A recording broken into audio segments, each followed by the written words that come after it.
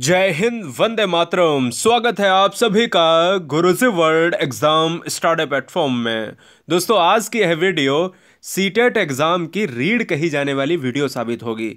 यानी इस वीडियो का कोई तोड़ नहीं, क्योंकि 2011 से जब से सीटेट हुआ है आज तक के सारे प्रीवियस ईयर पेपर हमने समाहित कर लिए हैं। ऐसे सर्वश्रेष्ठ 100 क्वेश्चन अगर आप कर लेते हैं या कर लेती हैं तो आपको कोई भी एग्जाम से रोक नहीं सकता कि आपका एग्जाम सीटेट का एग्जाम क्रैक ना हो पाए। तो आइए जमीन से आसमान तक आज इस वीडियो में 100 क्वेश्चन में सब कुछ खत्म करेंगे। ये वीडियो यूट्यूब की पहली वीडियो ऐसी होगी जो आने वाले एग्जाम में आपको बताएगा कि क्वेश्चन कैसे शिफ्ट में ऑनलाइन एग्जाम में पूछे जाते हैं। पहला क्वेश्चन, किस प्रकार के प्रश्न बच्चों की भाषागत समझ का आकलन करने में अधिक सहायक नहीं होते हैं। क्वेश्चन आया है निगेटिव। दोस्तों, ये क्वेश्चन बहुत से बच्चे गलत करेंगे, लेकिन मैं आपको बता देता हूं। देखिएगा, सहायक नहीं होते हैं तो बच्चों के लिए अनुमान जो परक प्रश्न होते हैं, तथ्यात्मक प्रश्न होते हैं, वो नहीं होते हैं। आपको मैं बता दूं क्यों। क्योंकि इससे बच्चा केवल अनुमान लगाएगा। आपको मैं बता दूं दोस्तों, क्योंकि अनुमान परक जो होते हैं इनका प्रयोग वह जीवन की दिनचर्या में प्रयोग नहीं कर पाता है। हाँ, सरल भाषा में प्रयुक्त, क्योंकि बच्चा छोटा है। संक्षिप्त प्रश्न, बच्चा छोटा है। समान रूपरेखा वाले प्रश्न, बिल्कुल सारे पॉजिटिव है, आंसर डी चला जाएगा। आकलन की प्रक्रिया में केवल बच्चे की क्षमता का आकलन नहीं होता। ये क्वेश्चन इतने ज्यादा आपको टफ हम कराएंगे कि इससे ज्यादा टफ एग्जाम हो ही नहीं सकता। मतलब कोई भी क्वेश्चन एग्जाम आ जाए तो क्वेश्चन धुआं धुआं हो जाएगा। आकलन की प्रक्रिया में केवल बच्चे की क्षमता का आकलन नहीं होता, बल्कि शिक्षक की शिक्षा प्रक्रिया का भी आकलन होता है। यह विचार पूर्णतः सही है, इसलिए इस क्वेश्चन का आंसर ए हो जाएगा। 100 क्वेश्चन में अगर आप क्वेश्चन कितने कर लेते हैं या कर लेती हैं, 100 क्वेश्चन में दोस्तों अगर आपका जो स्कोर है वो रहता है 55, तो आपकी हिंदी पेडागोजी अच्छी खासी है। ठीक है, आइए, निम्नलिखित में कौन सा छात्रों में पठन कुशलता को हास का कारण नहीं है। यानी जो हास का मतलब होता है कि अगर कोई चीज़ गर्त में जा रही, कोई चीज़ नुकसान में जा रही है, तो कौन सा पठन कुशलता का हास का कारण नहीं है, आपको बताना है। देखिए दोस्तों, यहां पर अगर देखा जाए ऑप्शन नंबर डी में देखिएगा आंसर हो जाएगा। क्यों? क्योंकि देखिए, परिचित अधिक शब्दों से परिचित नहीं है, ये होगा।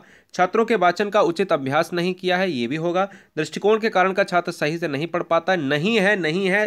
देखिए, निगेटिव के लिए सभी जो है नहीं है, नहीं वाले यहाँ पर क्या हो जाएंगे, कट जाएंगे। यहाँ पर क्या हो जाएगा, छात्र बहुत सावधानी पूर्वक पढ़ने का प्रयास करता है, ये पॉजिटिव है। बस बिल्कुल, जहां पर 3 एक जैसे हों उनको तुरंत हटा दीजिए और जहां पर एक यूनिक हो उसको ले लीजिए, यही पेडागोजी है। भाषा शिक्षण के संदर्भ में कौन सा कथन सत्य नहीं है। अब देखिए, नहीं है वाले में क्वेश्चन ज्यादा करवा दूंगा, क्योंकि एग्जाम में आपके मोस्टली 70 से 80% नहीं है पूछे जाते हैं। भाषा शिक्षण में सर्वप्रथम मौखिक कार्य को प्रधानता दी जाती है, ऑप्शन नंबर ए। स्वाभाविक क्रम में शिक्षण से छात्रों में आशातीत प्रगति होती है, ऑप्शन नंबर बी। भाषा शिक्षण के संदर्भ में बच्चों को अधिक सक्रिय नहीं रखना चाहिए, ऑप्शन नंबर सी।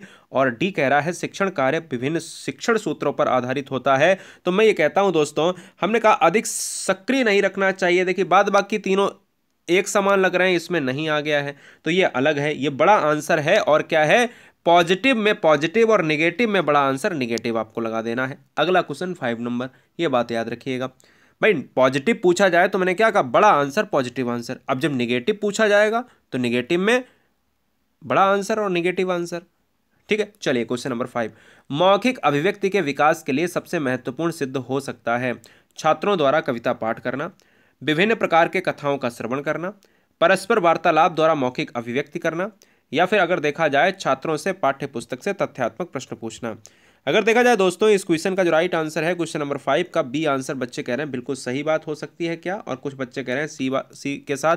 अब देखिएगा, बहुत आसान क्वेश्चन है कि मौखिक अभिव्यक्ति के विकास के लिए अगर आप कहोगे कि परस्पर वार्तालाप करोगे तो इससे बेस्ट आंसर नहीं हो सकता। इससे बेस्ट आंसर नहीं हो सकता, क्योंकि अंतः क्रिया के माध्यम से वाइगोस्की का भी मानना है कि भैया अभिव्यक्ति उजागर होती है।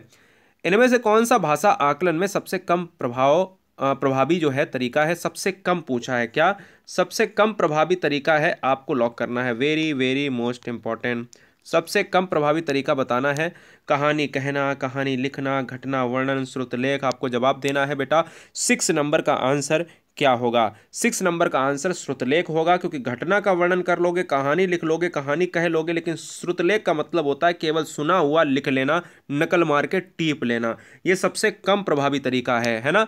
चलिए क्वेश्चन नंबर 7, बच्चों में श्रवण कौशल एवं लेखन कौशल विकास करने के लिए आवश्यक है आने वाले एग्ज़ाम की बच्चों को ढेर सारी शुभकामनाएं। मैं जानता हूं कि बहुत से परिवार हमारे इस वीडियो में नए होंगे, ठीक है ना। आप आने वाले टाइम में देश में एक बहुत ही अच्छी क्रांति लाने वाले हैं, क्योंकि कोई व्यक्ति ही, कोई शिक्षिका ही, कोई शिक्षक ही क्रांति ला सकता है। आपके पढ़ाए हुए बच्चे जाने कितने आईएएस और पीसीएस, डॉक्टर, इंजीनियर बन जाएंगे आने वाले 60 से 70 साल में। आपको पता भी है दोस्तों, याद रखिएगा। इसलिए जुड़ने के लिए आपका धन्यवाद, सब्सक्राइब करने के लिए आपका बहुत बहुत शुक्रिया। 7 नंबर का आंसर क्या हो जाएगा? 7 नंबर का जो आंसर है वो ए के साथ जाता है। नियमित रूप से श्रुतलेख लिखवाना, क्या ये हो सकता है क्या? बताइए। किसी गद्यांश की,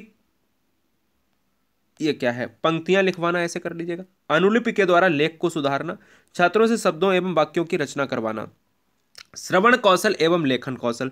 नियमित रूप से आप श्रुतलेख लिखवाओगे तो ये बढ़िया है। अब आप कहोगे सर ये पॉजिटिव क्यों ले रहे हो, नेगेटिव क्यों नहीं होगा? अरे भाई, श्रुतलेख का मतलब है आप सुनोगे भी और लेख का मतलब लिखोगे, है ना। पहले सुनोगे बाद में लिखोगे। क्वेश्चन नंबर 8, भाषा शिक्षण में सहायक क्या है? भाषा शिक्षण में सहायक बेटा क्या है? व्याकरणिक नियमों का प्रयोग, साहित्यिक अभिरुचि, रचना कौशल या उच्चारण दोष। अगर भाषा शिक्षण में सहायक की बात करोगे दोस्तों, तो हम ये कहेंगे क्या व्याकरणिक नियमों का प्रयोग होगा, साहित्यिक अभिरुचि होगा? बताइए, साहित्यिक अभिरुचि होगा, रचना कौशल होगा या फिर उच्चारण दोष होगा? कमेंट कीजिएगा 5 सेकंड के अंदर। बहुत बढ़िया।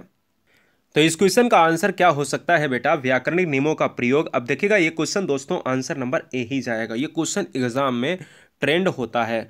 अब आप कहोगे सर शिक्षण में सहायक है, क्योंकि ऐसे कोई ऑप्शन है नहीं इसमें जो ऑप्शन नंबर ए से बेस्ट नहीं हो सकता है। जबकि साहित्यिक अभिरुचि ले नहीं सकते क्योंकि बच्चा छोटा है। रचना कौशल, यहाँ पर रचना कौशल रचने के लिए एक रचनात्मक सृजनशील बालक की आवश्यकता होती है जो उच्च पाठ्यक्रम में होता है, इसलिए उच्चारण दोष भी निगेटिव हो जाता है। आंसर हमारा ए हो जाता है। फिलहाल इस क्वेश्चन में जो आंसर है वो ऑप्शन नंबर ए जाएगा। मैं एक चीज और बता देता हूं, हाँ, आने वाले एग्जाम में अगर आपको भाषा नियमों का प्रयोग अगर लिखकर आ जाए व्याकरणिक की जगह, तो आंसर और अच्छा हो जाएगा। अगले क्वेश्चन की तरफ बढ़ेंगे। मौन वाचन में मुख्यता क्या है? अब मौन वाचन का मतलब एक सस्वर वाचन होता है। सस्वर वाचन का मतलब होता है जो स्वर के साथ पढ़ा जाता है। मौन वाचन जो होता है जो एकाग्रचित्त होकर पढ़ा जाता है ना, जो बिल्कुल चुपचाप होकर पढ़ा जाता है, राइट ना। बताइए, मौन वाचन में मुख्यतः मन ही मन दत्तचित्त होकर पढ़ा जाता है, धीमे स्वर में एकाग्र होकर, बुदबुदाते हुए पढ़ना, सहपाठी के साथ मिलकर धीमे स्वर में पढ़ना। अगर देखा जाए दोस्तों इस क्वेश्चन में हमने कहा क्यों, हमने कहा बुदबुदाना क्यों? भाई बोलना तो है ही नहीं। अब ऑप्शन नंबर देखिएगा, धीरे स्वर में अगर देखा जाए ये होगा क्या? अब मन ही मन को देखा जाए तो क्या इस क्वेश्चन में ऑप्शन नंबर ए होगा? बिल्कुल सही बात है। एकाग्रचित्त होने का मतलब मेरा यह है कि उसमें धीमा स्वर भी नहीं होना चाहिए, है ना। मन ही मन, क्योंकि मौन का मतलब होता है एकदम से साइलेंट, बिल्कुल क्लियर। अगले क्वेश्चन नंबर 10 पर आएंगे। 10 पर कह रहा है प्राथमिक स्तर पर बच्चों की भाषा का आकलन करने का उद्देश्य है। प्राथमिक स्तर पर बच्चों की भाषा जो है का आकलन करना है, उसकी पठन क्षमता का आकलन कर लीजिए, या उसकी भाषा प्रयोग की क्षमता का आकलन कर लो बेटा, उसकी लेखन क्षमता का आकलन कर लो, या लास्ट वन डी, उसकी बोलने की कुशलता का आकलन कर लो। मैं तो ये कहता हूं कि उसकी भाषा प्रयोग की क्षमता का आकलन कर लीजिए, बाद बाकी सारी चीजें हो जाएंगी कि वो किस तरीके से भाषा का प्रभावी प्रयोग कर रहा है अपनी दैनिक जीवनचर्या में, राइट ना। बोलो क्लियर है ना। चले 11 नंबर बेटा देखिएगा, तीसरी कक्षा का मोहित अक्सर पढ़ते समय शब्दों की पुनरावृत्ति करता है। आप उसके पठन के बारे में क्या कहेंगे? उसे पढ़ना नहीं आता, उसे पढ़ने में बहुत कठिनाई होती है। सी है वह अर्थ की खोज में पुनरावृत्ति करता है, उसे शब्द पढ़ने में कठिनाई होती है। अब देखिएगा क्वेश्चन नंबर 11 में ये तो कभी नहीं कह सकते कि बच्चे को पढ़ना नहीं आता, बच्चा होशियार है, इतना समझिएगा। अब देखिएगा इस क्वेश्चन में आंसर क्या हो सकता है 11 नंबर में, वह अर्थ की खोज में पुनरावृत्ति करता है। मतलब बच्चे को कभी गलत नहीं बता सकते, भले ही वो गलत हो, आपकी दृष्टि में गलत नहीं कर सकते, इसलिए आंसर सी हो जाएगा। प्राथमिक स्तर पर पढ़ना सीखने में सबसे कम महत्वपूर्ण है। अब देखिए इसमें पूछ लिया कि सबसे कम महत्वपूर्ण, सबसे कम का मतलब है जो सबसे कम जा रहा हो। बताइए, अनुमान लगाना, संदर्भा अनुसार अर्थ, अक्षरों की पहचान, पढ़ने का उद्देश्य। चलो इस क्वेश्चन का बेटा आंसर क्या हो जाएगा बताइएगा दोस्तों। 12 नंबर का आंसर अगर देखोगे, अनुमान लगाना, बहुत से बच्चे इस क्वेश्चन का जवाब दे रहे हैं जिन्होंने बच्चों ने पहला क्वेश्चन इस वीडियो का किया होगा। अरे भाई वो क्वेश्चन बिल्कुल अलग हो चुका है, आप समझिएगा इस चीज को।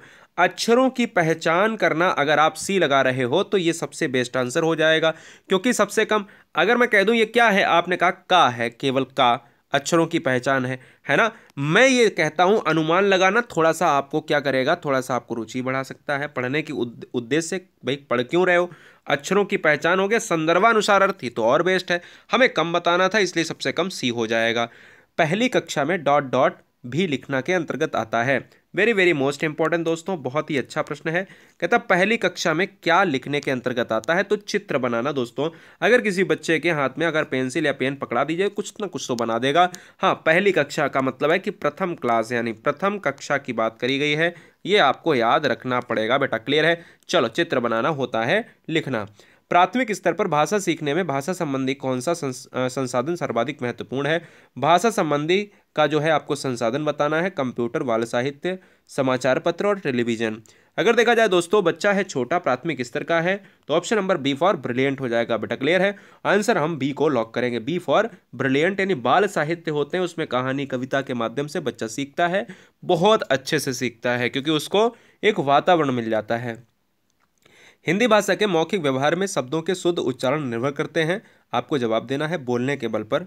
बताइए, बोलने के सुर पर, बिल्कुल क्लियर है, बोलने के अनुमान पर, ये तीनों पॉजिटिव हैं। अब जब दो से ज़्यादा पॉजिटिव अगर है तो उसको हमें सभी के साथ लॉक करना है। क्लियर है। चलिए, भाषा शिक्षण का कार्य है भाषा विषयक जटिल आदतों का निर्माण करना। यह कथन किसका है। भाषा शिक्षण का कार्य है कि भाषा विषयक जटिल आदतों का निर्माण करती है। यह कथन बेटा किसका है, रावर्ट का है, और रावर्ट जो है लाडो साहब ऑप्शन नंबर डी में है। अगले क्वेश्चन की तरफ बढ़ेंगे। यह क्वेश्चन कौन करेगा, हाथ उठाइएगा। बच्चे अपनी मातृभाषा का प्रयोग करते हुए हिंदी भाषा की कक्षा में अपनी बात कहते हैं। यह बात स्वाभाविक है, निंदनीय है, विचारणीय है या अनुचित है। बताइए कैसी है बात, आपको लॉक करना है। यह बात स्वाभाविक है दोस्तों, क्योंकि बिल्कुल क्लियर बात है, मदर लैंग्वेज को, मदर टंग को सबसे पहले तरजीह दिया गया है। सबसे पहला कदम कहा गया है कि नहीं, मदर टंग को, मातृभाषा को बिल्कुल सम्मान दिया जाना चाहिए, इसलिए स्वाभाविक है। भाषा प्रयोग की कुशलता संभव है। बताइए, भाषा प्रयोग की कुशलता संभव है। केवल वाले ऑप्शंस हमेशा निगेटिव होते हैं, काट दिया करिएगा। सीटेट एग्जाम को पास करने की एक हर बहन हर भाई को ट्रिक मैं बताता हूं कि जितने ऑप्शंस आप काट लोगे उतना ही पेपर सरल हो जाएगा। अब 2 काट लिए, 2 में लड़ाई है। 18 नंबर का आंसर बेटा क्या हो जाएगा, बी हो जाएगा, क्योंकि पाठ्य पुस्तक निगेटिव होता है और अधिक से अधिक भाषा अगर प्रयोग करोगे तो इससे बढ़िया आंसर नहीं होगा। बोलो क्लियर है, राइट ना। अगले पॉइंट पर आएंगे, 19 नंबर। बहुभाषिकता हमारी पहचान भी है और हमारी डॉट डॉट। ये क्वेश्चन बहुत बार रिपीट हुआ है, हमने भी 4 से 5 बार पढ़ा है, क्योंकि सीटेट ने भी बहुत बार रिपीट किया है। तो आपका प्रीवियस ईयर में आया है तो इसको पढ़ाना पड़ेगा। 19 नंबर का आंसर हो जाएगा सभ्यता और संस्कृति हो जाएगा, और सभ्यता यहां पर भरा जाएगा, संस्कृति यहां पर भरा जाएगा। क्लियर है बेटा। क्वेश्चन नंबर 19 का आंसर क्या हो जाएगा, ए लॉक हो जाएगा। क्लियर है। चलिए, बहुत सुंदर। आइए 20 नंबर क्वेश्चन पर बढ़ेंगे। विद्यालय में भाषा शिक्षण के लिए कौन कार्यक्रम शुरू करते समय सबसे महत्वपूर्ण है। कौन कार्यक्रम शुरू करते समय सबसे महत्वपूर्ण है। 20 नंबर का आंसर बच्चे की सहज भाषाई क्षमता को पहचानना, यानी यहां पर आपको लॉक कर देना है। क्यों लॉक करना है, देखिएगा, बच्चे की लिखित क्षमता को पहचानना, बच्चे की अगर मौखिक अभिव्यक्ति की बात कर लो, ठीक है ना, बच्चे की पठन क्षमता को पहचानना। यहां समझिएगा, बच्चे की सहज भाषाई क्षमता का मतलब है, यहां भाषाई कर लेना, भाषी क्षमता या भाषाई क्षमता, क्योंकि वो बच्चा क्या दैनिक रूटीन में जीवनचर्या में प्रयोग कर पा रहा है या नहीं कर पा रहा। आंसर हमारा बी लॉक हो जाएगा। संरचनात्मक पद्धति में कौन से कार्य को भाषा शिक्षण का आधार बनाया जाना चाहिए। दोस्तों, अगर इस क्वेश्चन को आप करेंगे, हम कह रहे हैं कि भाषा शिक्षण का आधार संरचनात्मक पद्धति, अगर इस तरीके का ऑप्शंस आते हैं, यानी इस तरीके के ऑप्शंस आपको देखने को मिलते हैं, तो आप क्या लॉक करेंगे या क्या करेंगे। तो यहां पर दोस्तों इस क्वेश्चन का जो आंसर मौखिक बच्चे मार रहे हैं वो सही हो जाएगा। अगला, बच्चों के लिखित कार्य के आकलन में सर्वाधिक महत्वपूर्ण क्या है। बच्चों के लिखित कार्य के आकलन में सबसे ज्यादा महत्वपूर्ण वर्तनी है, वाक्य विन्यास है, तत्सम शब्दों का प्रयोग है, या फिर अभिव्यक्ति विचार है। अगर क्वेश्चन नंबर 22 की बात करें तो दोस्तों अभिव्यक्ति विचार सबसे बेहद इंपॉर्टेंट फैक्ट माना जाता है, क्योंकि बच्चा की बात अगर करें तो अपने अगर विचार अभिव्यक्त नहीं कर पा रहा है तो उसका मतलब क्या है। उसके लिखित कार्य की बात करें, देखिएगा, विचार को 2 तरीके से व्यक्त किया जा सकता है, या तो आप लिखित के तरीके से, या तो आप मौखिक यानी कहकर या लिखकर। तो लिखकर की बात करें तो भी वो अभिव्यक्ति विचार के अंतर्गत आएगा, तो इसलिए इस क्वेश्चन का आंसर डी हो जाएगा। राइट ना, बोलो क्लियर। चलो 23 कह रहा है भाषा शिक्षण के दौरान अध्यापक द्वारा कक्षा में किए गए वैयक्तिक वाचन को क्या कहते हैं। भाषा शिक्षण के दौरान अध्यापक द्वारा कक्षा में किए गए वैयक्तिक वाचन को बेटा क्या सामूहिक वाचन कहते हैं, आदर्श वाचन कहते हैं, अनुकरण वाचन कहते हैं, या फिर सस्वर वाचन कहते हैं। 23 नंबर का जो आंसर है वो आदर्श वाचन कहलाता है। याद रखिएगा, अनुकरण वाचन वो होता है जो आप किसी दूसरे को देखकर आप खुद कर रहे हो। सस्वर वाचन वो होता है जो स्वर के साथ किया जाता है। सामूहिक वाचन सभी लोगों के साथ किया जाता है। आदर्श वाचन कक्षा में भाषा शिक्षण के दौरान अध्यापक द्वारा वैयक्तिक वाचन कहलाता है। Right, clear. चलो, वाचिक अभिनय द्वारा शिक्षण का तात्पर्य क्या है। वाचिक अभिनय द्वारा शिक्षण का तात्पर्य बेटा अध्यापक द्वारा नाटक का वाचन, क्या ये होगा। कई विद्यार्थियों द्वारा विभिन्न पात्रों के संवाद बोलना, एक छात्र द्वारा नाटक का वाचन करना, या अध्यापक द्वारा नाटक का अभिनय करना। बड़े अच्छे ऑप्शंस हैं इस वीडियो में। अब देखिएगा, अगर यहां पर बात करी जाए तो इस क्वेश्चन का जो राइट आंसर है वो अध्यापक द्वारा नाटक का, यानी ऑप्शन जाएगा ए के साथ। वाचिक अभिनय, अभी अभी मैंने बताया कि वाचिक अभिनय और इस तरीके के फैक्ट जो है अध्यापक द्वारा वैयक्तिक अभिनय, वाचिक अभिनय किए जाते हैं। तो ये क्या है, नाटक की बात करी जा रही जो अध्यापक के द्वारा वाचित किया जाता है। बोलो क्लियर है ना। चलिए, अक्षर कार्डों के द्वारा शब्द बनाना, शब्द के हिस्से की बात करी, शब्द के हिस्से, अक्षर पूर्ति करना आदि को क्या कहते हैं, कमेंट कीजिएगा। 25 नंबर का बेटा आंसर क्या होगा, तो यहां पर देखिएगा कार्डों की बात करेंगे तो फ्लैश कार्ड की बात, इसको फ्लैश कार्ड विधि कहा जाता है। इसलिए इस क्वेश्चन का जो आंसर है बेटा ऑप्शन जाएगा किसके साथ, ऑप्शन जाएगा बी के साथ, बी फॉर ब्रिलियंट।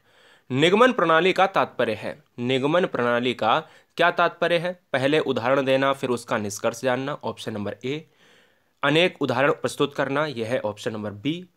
पहले कई नियम को प्रस्तुत करना, यह है सी। एंड लास्ट वन डी है, पहले नियमों को बताना फिर उसकी व्याख्या करना। 26 नंबर का जो आंसर है वो जाएगा पहले नियमों को बताना फिर उसकी व्याख्या करना। मतलब यह है कि आप अगर कहाँ जाते हो, आप अगर दोस्तों रूल टू एग्जाम्पल जाते हो, रूल टू एग्जाम्पल अगर आप जाते हो तो ये क्या है, ये निगमन प्रणाली है। निगमन प्रणाली हमेशा रूल टू एग्जाम्पल, यह जो है रटंत पद्धति पर आधारित है, रटंत पद्धति पर आधारित है। और आगमन विधि इसकी उल्टी होती है, एग्जाम्पल टू रूल चलती है जो एक वैज्ञानिक तर्क पर आधारित होती है। बोलो कॉन्सेप्ट क्लियर। 27 नंबर देखिएगा, बालक की प्रकृति के अनुकूल विचार विनिमय का श्रेष्ठतम साधन है। क्या श्रेष्ठतम साधन है, जवाब दीजिएगा। बालक की प्रकृति के अनुकूल विचार विनिमय का श्रेष्ठतम साधन उसकी जो है मातृभाषा है। इसलिए मातृभाषा को हमेशा सबसे पहले रखनी चाहिए। मातृभाषा में ही बच्चा सीखता है। जब स्कूल पहली बार आता है बच्चा तो मातृभाषा में आता है। राइट ना, बोलो क्लियर है ना। 27 नंबर का आंसर बेटा किसके साथ, ए के साथ चला जाएगा।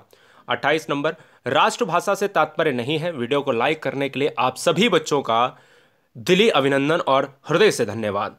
राष्ट्रभाषा से क्या तात्पर्य है, तो राष्ट्रभाषा से क्या तात्पर्य है, राष्ट्रभाषा वो दोस्तों जो सरकारी कार्यों में प्रयोग होती है। बस इतनी बात हम कहेंगे। देश में अधिकतर लोगों की भाषा ये नहीं कह सकते क्योंकि देश में हर जगह की अलग अलग भाषा, अलग अलग बोली, अलग अलग उपभाषा होती है। सरकारी कार्यों की भाषा वाला ऑप्शन आप राष्ट्रभाषा के अंतर्गत लगाएंगे। बताइए, सॉरी। 28 कह रहा है, विद्यार्थीगण अक्षर विन्यास तथा वर्तनी की अशुद्धियां ना करें, इसके लिए क्या आवश्यक है। विद्यार्थीगण अक्षर विन्यास तथा वर्तनी की अशुद्धियां ना करें, इसके लिए जो आवश्यक है, क्या काव्य का रसास्वादन है, कहानी लिखना है, श्रुत लेखन का अभ्यास है, या फिर सामूहिक वाचन है। बेटा अगर अशुद्धियां ही ना बच्चा करे तो यहां पर अगर देखा जाए दोस्तों वो हो जाएगा श्रुत लेखन का अभ्यास। क्या हो जाएगा, ये 29 नंबर होना चाहिए था, कोई बात नहीं, 28 रिपीट हो गया। श्रुत लेखन का अभ्यास, क्योंकि देखिए विन्यास और वर्तनी तभी सही होगी जब बच्चा लिखेगा। और लिखेगा कैसे, तो लिखेगा भैया श्रुत यानी सुनकर, और लिखेगा इससे क्या होगा, सुनने की क्षमता भी सही होगी और लिखने की क्षमता भी सही हो जाएगी। अगला क्वेश्चन, शिक्षण प्रतिपुष्टि पुनः नियोजन पुनः शिक्षण पुनः प्रतिपुष्टि नियोजन शिक्षण उपयुक्त शिक्षण चक्र किस प्रकार के शिक्षण का है। यह क्वेश्चन इतना टफ है, हिंदी पेडागोजी का जब एग्जाम में आया बच्चा समझ ही नहीं पाया। तो शिक्षण प्रतिपुष्टि, किस तरीके से शिक्षण किया जाना चाहिए, किस तरीके से समंजस से बैठाना चाहिए, किस तरीके से एक क्लासरूम में किस तरीके से बच्चों को हैंडल करना चाहिए। फिलहाल यहाँ पर अगर पूछा जाए तो एक अलग मैटर है। तो 30 नंबर का जो आंसर है वो जाएगा सूक्ष्म शिक्षण के साथ चला जाएगा, जिसको माइक्रो माइक्रो टीचिंग कहा जाता है। क्या कहा जाता है? माइक्रो टीचिंग कहा जाता है। 31 नंबर, बताइए दोस्तों, कक्षा में उच्चारण कराते समय अध्यापक पहले बोलता है और बच्चे उसके बाद बोलते हैं। बहुत ही आसान विधि है। मैंने आपसे क्या कहा, मैं जैसा करूं वैसा ही अगर आप करोगे तो क्या कहलाएगा? नकल करना, और नकल को कहते हैं अनुकरण करना, राइट ना। और जैसा ही अध्यापक कर रहा है वैसा ही बच्चे पीछे पीछे करें तो अनुकरण हो जाएगा। अनुकरण को अनुसरण भी कहा जाता है, इसलिए इस क्वेश्चन का आंसर ए लॉक हो जाएगा। सहचर्य विधि के आविष्कारक कौन है? तो सहचर्य विधि की अगर बात करी जाए तो यह आपको, इसके लिए मैं आपको थोड़ा सा सोचने का समय देता हूं। क्या है? हाँ जी, चलो बताओ आंसर क्या होगा। बहुत सुंदर। हाँ, हर्बर्ट होंगे क्या? मॉन्टेसरी होंगे? बिल्कुल मॉन्टेसरी इस क्वेश्चन का आंसर हो जाएगा। ऑप्शन नंबर बी लॉक हो जाएगा। 32 का आंसर हमारा बी लॉक हो जाएगा। क्लियर है? बी लॉक हो जाएगा। अगले फैक्ट पर बढ़ेंगे। 33, भाषा अर्जन सहज स्वाभाविक होता है, प्रयासपूर्ण होता है, शिक्षक की आवश्यक स्थिति की मांग करता है, भाषा की कक्षा में संभव, यानी भाषा ही कक्षा में जो है संभव है। ये आपको लॉक करना। बहुत ही आसान प्रश्न है। ठीक है, भाषा हमेशा सहज और स्वाभाविक के ही ऑप्शंस के साथ जाएगा। ये हिंदी पेडागोजी में 2 से 3 बार ऑप्शंस आपको मिलेगा। क्वेश्चन बदलेगा लेकिन ऑप्शंस ऐसा ही मिलेगा। स्वाभाविक और सहज आप मारिएगा, कभी भी गलत नहीं होगा। ठीक है ना। चलो अगले पॉइंट पर बढ़ेंगे। क्वेश्चन नंबर 34 आपके स्क्रीन पर है। उपचारात्मक शिक्षण की सफलता मुख्यतः निर्भर करती है समस्या की पहचान पर, ए समस्याओं के कारणों की सही पहचान पर, बी बच्चों की सही सामाजिक सांस्कृतिक पृष्ठभूमि पर, और डी है बच्चों की भाषागत त्रुटियों की सूची बनाने पर। इस क्वेश्चन का जो राइट आंसर है दोस्तों वो किसके साथ चला जाएगा? 34 नंबर। समस्याओं के सही कारण की पहचान अगर करना है तो यही तो उपचार करेगा भाई। डॉक्टर के पास आप जाओगे तो डॉक्टर आपकी चोट पर मलहम लगाएगा, ना कि उसको कुदेरेगा, ना ही उसको खोदेगा, ना ही उसको और ब्लड निकालेगा। कोशिश करेगा कि उपचार हो जाए। इसलिए इस क्वेश्चन का आंसर बी हो जाएगा। भाषा के संदर्भ में निदानात्मक परीक्षण का उद्देश्य क्या है? बच्चों को विभिन्न श्रेणियों में विभक्त करना, बच्चों की भाषाई प्रयोग संबंधी कठिनाइयों के संभावित कारणों की पहचान करना। बहुत ही आसान प्रश्न है। बच्चों हेतु भाषा प्रयोग के अवसर जुटाना। अरे भाई, इसमें तो दोस्तों 2 ऑप्शन पॉजिटिव हो गए। बच्चों को अगली कक्षा में प्रोन्नत करना। अब देखिएगा दोस्तों, इतना आसान क्वेश्चन है। अब आप कहोगे सर, कुछ बच्चे कहेंगे कि सर सी हो जाएगा। अरे मैंने कहा कि अवसर वाले मिल जाए आप मार दीजिएगा। लेकिन यार, इतना आपसे मैंने कहा है कि क्वेश्चन को सही से पढ़ो। कहता निदानात्मक परीक्षण, निदान। हम तुम्हारे पास अगर आए, जो हमारी वीडियो देख रहा है कोई बच्चा, अगर हमें कोई समस्या आए, अगर हम आपके पास आए तो कोई समस्या लेकर आएंगे तो कोशिश ये करोगे कि सर की समस्या है वो अगर हमसे हो पा रही है तो सॉल्व कर दें। बोलो क्लियर है ना। तो यही तो मैं कहना चाहता हूं कि अगर बच्चों की समस्या है तो जो कठिनाई हो रही है उसकी पहचान करिएगा और उसको खत्म करिएगा, उसका निदान करिएगा। इसलिए इस क्वेश्चन का आंसर बी हो जाएगा। बड़ा आंसर, पॉजिटिव आंसर है ना। भाषा की पाठ्य पुस्तक में ऐसे पाठ रखे जाएं जो सरल भाषा में प्रयुक्त हों, बच्चों के परिवेश से जुड़े हों, केवल व्याकरणिक नियमों का अभ्यास कराते हों, अत्यंत छोटे हों। अत्यंत छोटे हों केवल हटा दो। आंसर हमारा बी हो जाएगा। किस लिए हो जाएगा? क्योंकि बच्चा परिवेश में रहता है, परिवेश से ही सीखता है, राइट ना। बोलो क्लियर है ना। आंसर हमारा बी लॉक हो जाएगा। बहुत सुंदर। गुरुजी वर्ल्ड एग्जाम स्टडी एक ऐसा प्लेटफॉर्म आप सभी के द्वारा तैयार किया गया है, जो आज नए बच्चे हैं वो भी जान लें, केवल शिक्षक के लिए शुरू किया था और शिक्षक पर ही आज डिपेंड है। शिक्षक और शिक्षिका बनाता है। हर बहन, हर भाई, हर गृहिणी को उस मुकाम तक ले जाना चाहता है जो एक भी बिना पैसा देकर सरकारी विद्यालय में अपने आप को समर्पित कर सके। ऐसी ललक है तो हमसे हृदय से जरूर जुड़िएगा। ये चैनल तो एक नाम की बात होती है। 37 का जो आंसर है बेटा वो किसके साथ? आज मिलियंस बच्चे पढ़ रहे हैं गुरुजी वर्ल्ड एग्जाम स्टडी, वो भी आपकी बदौलत पर। दैनिक जीवन की बात करेंगे और दैनिक जीवन में हिंदी समझने तथा बोलने की क्षमता का विकास करना कि दैनिक जीवन में उसका जो है कोई काम है या नहीं है।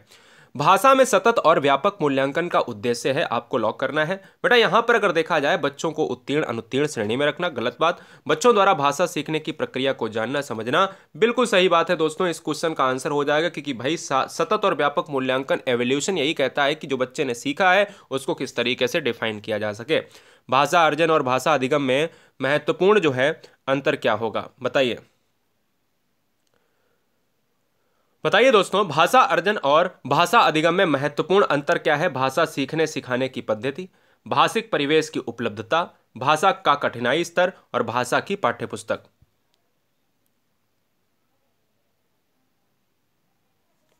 चलो बताओ। तो मैं तो ये कहता हूं 39 नंबर का जो आंसर है, भाषा जो परिवेश है उसकी उपलब्धता सबसे बढ़िया होगा, क्योंकि भाषा अर्जन उसी परिवेश में की जा सकती है कि जहां पर एक बच्चा रह रहा है। इसलिए परिवेश ही डिपेंड करता है कि बच्चे का डेवलपमेंट होगा या नहीं होगा। भाषा सिखाने के लिए कौन सा कारक जो है, क्या है, कौन सा कारक जो है उपयोगी होगा? बताइए दोस्तों, आंसर क्या होगा? भाषा सीखने के लिए सबसे महत्वपूर्ण कारक कौन सा उपयोगी होगा? भाषा की पाठ्यपुस्तक, समृद्ध भाषिक परिवेश, व्याकरणिक नियम, पाठ और प्रश्नोत्तर। ये क्या है? ये दोस्तों आपके ऐसे एसीडी आंसर हैं जिनको आसानी से काटा जा सकता है।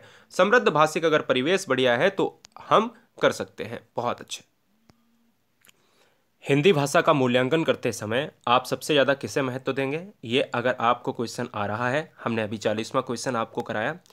अब अगर देखा जाए कि सबसे ज़्यादा मूल्यांकन हिंदी भाषा का करना है, निबंध लिखने की योग्यता, व्याकरणिक नियम, सीखने की क्षमता का आकलन और काव्य सौंदर्य।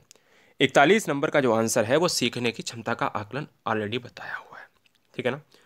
एक से अधिक भाषाओं का प्रयोग संज्ञानात्मक विकास में सहायक है, किसी भी एक भाषा की निपुणता में बाधक है, कक्षाई जटिलताओं को बढ़ाता है या शिक्षकों के लिए यह समस्या है। एक से अधिक भाषाओं का प्रयोग की बात अगर की जाए तो संज्ञानात्मक विकास में सहायक होता है बेटा। आंसर हमारा ए लॉक हो जाएगा। अगला, निम्नलिखित में भाषा प्रयोगशाला का अनुभाग नहीं है? श्रवण कोष्ठ, परामर्शदाता का कोष्ठ, नियंत्रण कक्ष या दूरदर्शन प्रकोष्ठ। अगर भाषा प्रयोगशाला का अनुभाग नहीं है तो क्या करेंगे?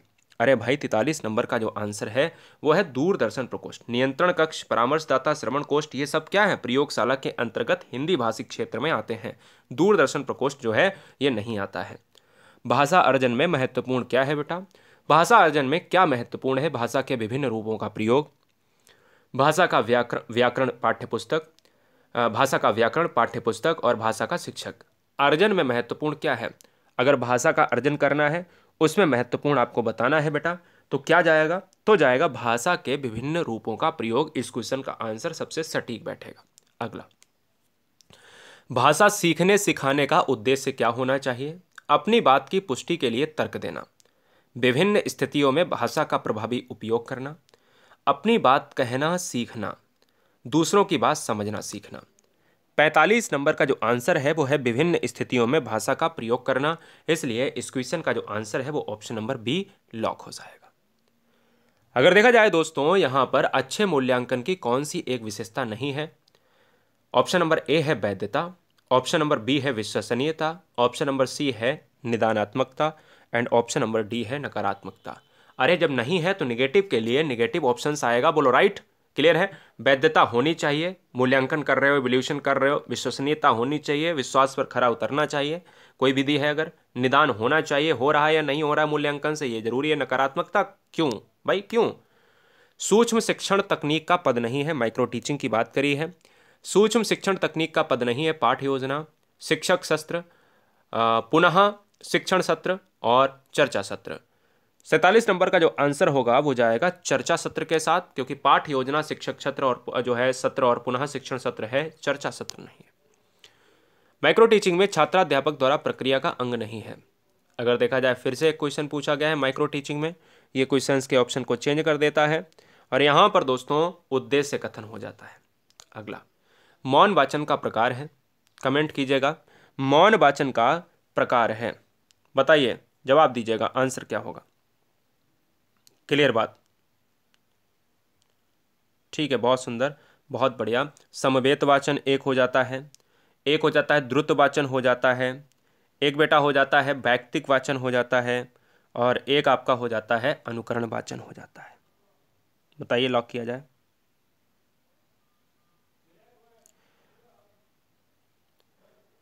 बहुत सुंदर, बहुत सुंदर। जितने बच्चे यहाँ पर वैयक्तिक वाचन मार रहे हैं, क्या जितने भी बच्चे वैयक्तिक वाचन मार रहे हैं, गठन होता है, द्रुत होता है बेटा, और बहुत सी चीज़ें होती हैं, वैयक्तिक होता है, लेकिन यहाँ पर क्या होगा? ठीक, तो वैयक्तिक वाचन हो जाएगा इस ऑप्शन के हिसाब से, ठीक है ना। वैसे दो होते हैं, एक व्यक्तिगत वैयक्तिक और सामूहिक सामूहिक। अगला फैक्ट, आगमन विधि में छात्र अग्रसर होता है, आपको लॉक करना है। आगमन विधि की बात करें, आगमन विधि जब भी होती है तो ये कहाँ से कहाँ तक चलती है, सबसे पहले आपको ये बताना है। आगमन विधि हमेशा दोस्तों रटंत्र प्रणाली से मुक्त होती है। ये एक वैज्ञानिक तर्क विधि है। आगमन विधि की अगर बात की जाए दोस्तों तो उदाहरण के साथ इसको नियम तक पहुंचाया जाता है। आगमन विधि ज्ञात से अज्ञात, विशिष्ट से सामान्य और स्थूल से सूक्ष्म की तरफ चलती है। तो विशिष्ट से सामान्य की तरफ चलेंगे, इसलिए इस क्वेश्चन का आंसर हमारा किसके साथ चला जाएगा? विशिष्ट से सामान्य, ऑप्शन नंबर ए चला जाएगा। 51 नंबर देखिएगा, बहुभाषिकता। ये 7 क्वेश्चन इस वीडियो में हो चुका है, कोई बात नहीं, यहाँ पर हम इसको और करा लेते हैं। बहुभाषिकता हमारी पहचान भी है और हमारी सभ्यता और संस्कृति का एक पार्ट भी है, इसलिए इस क्वेश्चन में हमेशा सभ्यता और संस्कृति वाला ऑप्शंस लें। सीटेट में बहुत बार ये क्वेश्चन पूछा गया है। भाषा शून्य में विकसित नहीं होती है। इसका शैक्षिक निहितार्थ की भाषा सीखने के ... अनिवार्य है।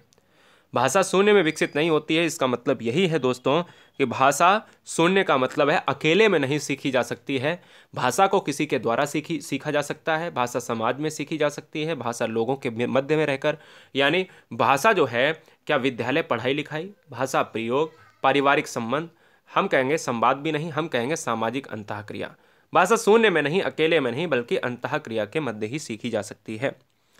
प्राथमिक स्तर की पाठ्य पुस्तकों में कार्टून, भाषण, विज्ञापन आदि बच्चों की भाषा क्षमता विकास में क्या होता है? कार्टून जो भाषण होता है, प्राथमिक स्तर जो बच्चे खेल खेल में सीखते हैं, तो हम तो यही कहेंगे ये छोटी छोटी चीज़ें हैं। कार्टून भाषण होते हैं, विज्ञापन होते हैं, चित्रात्मक उनकी पुस्तकें होती हैं, बाल साहित्य होते हैं। ये बच्चों के रूप में अनुपयोगी और निरर्थक और बाधक तो हो नहीं सकते, इसमें सहायक ही हो सकता है। इसलिए इस क्वेश्चन का जो आंसर है वो किसके साथ बेटा चला जाएगा? वो जाएगा सहायक के रूप में। भाषाई कौशल के संबंध में कौन सा कथन सही है? भाषाई कौशल के संबंध में कौन सा कथन बेटा सही है? आपको लॉक करना है, आपको जवाब देना है। सभी भाषाई कौशल पाठ्य पुस्तक से ही विकसित होते हैं।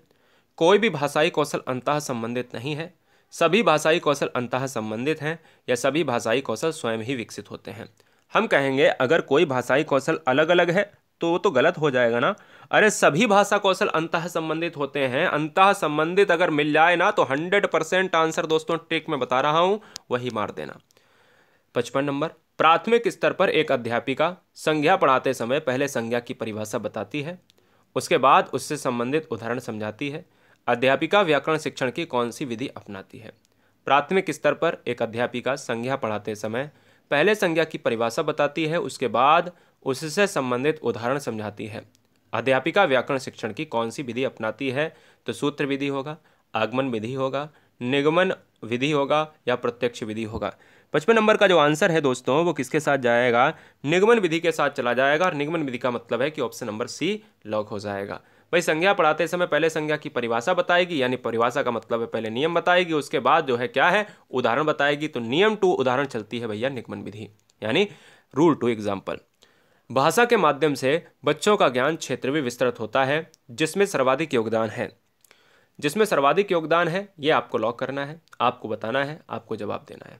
भाषा के माध्यम से बच्चों का ज्ञान क्षेत्र भी विस्तृत होता है, जिसमें सर्वाधिक योगदान है, ये क्या हो जाएगा, क्या आंसर होगा? 56 नंबर का जो आंसर है दोस्तों वो किसके साथ चला जाएगा? वो चला जाएगा आपका बाल साहित्य की पुस्तकों का। बाल साहित्य की पुस्तकें ये भाषा शिक्षक के ज्ञान क्षेत्र को विस्तृत करती हैं। अब देखिएगा विभिन्न प्रकार के सांस्कृतिक गतिविधियों का ये हो सकता है, लेकिन बच्चा छोटा है, बाल साहित्य की पुस्तकें हो सकता है। अब देखिए ये क्वेश्चन एक बार हमने यहाँ पर कराया भी था, जिसमें हमने ये बताया था कि विभिन्न प्रकार की संस्कृतियों का जो गतिविधि होती है वो है। लेकिन आपको मैं बता दूं कि सीटेट बड़ा ही मक्कार वाला सिस्टम अपनाता है, ठीक है ना? बिल्कुल सही बात है। मैं ये कहता हूं दोस्तों कि ऑप्शन नंबर बी और ऑप्शन नंबर डी, क्योंकि ये बहुत ही इंपॉर्टेंट है। जब कभी कभी वो प्राथमिक स्तर लिख देता है तो उसमें साफ साफ जो है बाल साहित्य ठोक देता है। कभी कभी प्राथमिक स्तर को साइलेंट कर देता है तो वो यहाँ पर विभिन्न प्रकार की संस्कृतियों का गतिविधि कर देता है। तो इसलिए इस क्वेश्चन में बहुत बड़ा कंफ्यूजन है, तो फिलहाल इस क्वेश्चन को ड्रॉप करना भी पड़ेगा। क्लियर है? चलिए, भाषा अर्जन क्षमता सिद्धांत किससे संबंधित है? अरे भाई बहुत ही आसान प्रश्न है कि भाषा अर्जन की अगर मैं बात करता हूं तो भाषा अर्जन को दिया है चॉम्स्की ने दिया है, इसलिए इस क्वेश्चन का आंसर हमारा ए हो जाएगा। 58 नंबर, पढ़कर समझना कुशलता का विकास करने में सबसे कम महत्वपूर्ण क्या होगा? आपको लॉक करना है, आपको जवाब देना है। बताइए, इस वीडियो में हम 2 मॉक टेस्ट लगाएंगे केवल, यानी 30-30 के 2 मॉक टेस्ट ही लगाएंगे, यानी आपके 60 क्वेश्चन हो जाएंगे। पढ़कर समझना कुशलता का विकास करने में सबसे कम महत्वपूर्ण क्या है? 58 नंबर बेटा इस क्वेश्चन का जो आंसर होगा वो कहानी आधारित व्याकरण समझना। हम कहेंगे कि कहानी आधारित प्रश्न बनाना, बदलवा देना या ये हो जाना, तो हम ये कहेंगे कहानी जो है, कहानी को अपनी भाषा में कहलवाना। पढ़कर समझना कुशलता का विकास है, तो यहाँ पर अब देखिएगा ABCD में सबसे कम पूछा है, तो सबसे कम में आपका यही आएगा। अब देखिएगा यहाँ अंत बदलवा देना, मतलब इसमें थोड़ा सा रुचिकर हो जाएगा। आधारित प्रश्न बनवाइए, अपना बच्चा दिमाग चलाएगा, अपनी भाषा अपना बच्चा दिमाग चलाएगा। तो ये क्या है? रूल की बात कर रहा है, जो व्याकरण रूल पर चलता है। जब बच्चे भाषा से मिलने कोई विषय, मिलते हुए कोई विषय पढ़ते हैं, तो ये क्वेश्चन होना चाहिए मिलते हुए। तो बताइए वे केवल अवधारणा ही बना पाते हैं, केवल विषय ही पढ़ते हैं, साथ साथ भाषा भी सीखते हैं, या साथ साथ परीक्षा की तैयारी भी करते हैं? 59 नंबर का जो आंसर होगा वो जाएगा दोस्तों, साथ साथ भाषा भी सीखते हैं, इसलिए इस क्वेश्चन का आंसर सी हो जाएगा। और आज का दोस्तों इस वीडियो का अंतिम प्रश्न जो आप सभी के लिए रहेगा, क्या आप सभी के लिए दोस्तों रहेगा यहाँ पर होमवर्क के लिए। 60वां क्वेश्चन आप सभी के लिए होमवर्क के लिए रहेगा। ये वीडियो अपने मित्रों में जरूर शेयर करिएगा। गुरुजी वर्ल्ड के टेलीग्राम से जुड़ने के लिए GURUJI_WORLD, वहां पर हम 5 वीडियो आपको ऐसी दे देंगे जो केवल एक वीडियो में एक सब्जेक्ट, दूसरी वीडियो में दूसरा, तो 5 लिंक आप क्लिक करोगे, एग्जाम आपका पास हो जाएगा। तो टेलीग्राम ग्रुप को ज्वाइन कर लें। जय हिंद, वंदे मातरम, इंकलाब जिंदाबाद।